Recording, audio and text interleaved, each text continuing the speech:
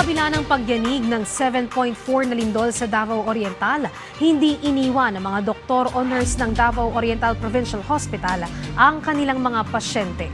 May ulat si Jap Regala ng IBC 13.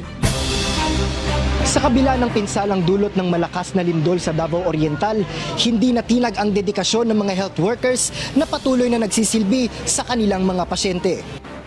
Sa bayan ng Manay, kahit nasira ang bahagi ng kanilang ospital, tuloy pa rin ang serbisyo at pagtupad ng mga health workers sa sinumpaang tungkulin. Isa sa mga pangunahing pasilidad sa lalawigan ay ang Davao Oriental Provincial Hospital Manay o dating Manay District Hospital. Nasira ang ilang bahagi ng gusali matapos ang magkasunod na magnitude 7.4 at magnitude 6.8 na lindol na tumama nitong Biyernes. Karamihan sa mga pasyente ay na-admit na bago pa man mangyari ang lindol. At sa gitna nga ng pagyanig at takot, hindi iniwan ng mga doktor at nurse ang kanilang mga pasyente. Ang iba ay halos 2 araw ng gising, umaalalay sa mga sugatan, nagpapaanak sa mga buntis at nagbibigay ng lunas sa mga may karamdaman.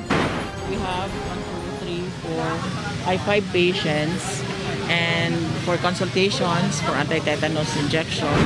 So far no casualties, but for the injuries I think around 7 to 8 patients po.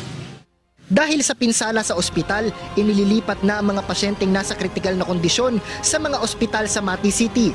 3 oras ang layo mula rito sa Manay. Sa gitna ng trahedya, muling pinatunayan ng mga health worker na ang serbisyo at malasakit ay walang hangganan, kahit pa sariling buhay ang nakataya. Mula rito sa Manay, Davao Oriental, para sa Integrated State Media, ako si Jap Regala, IBC.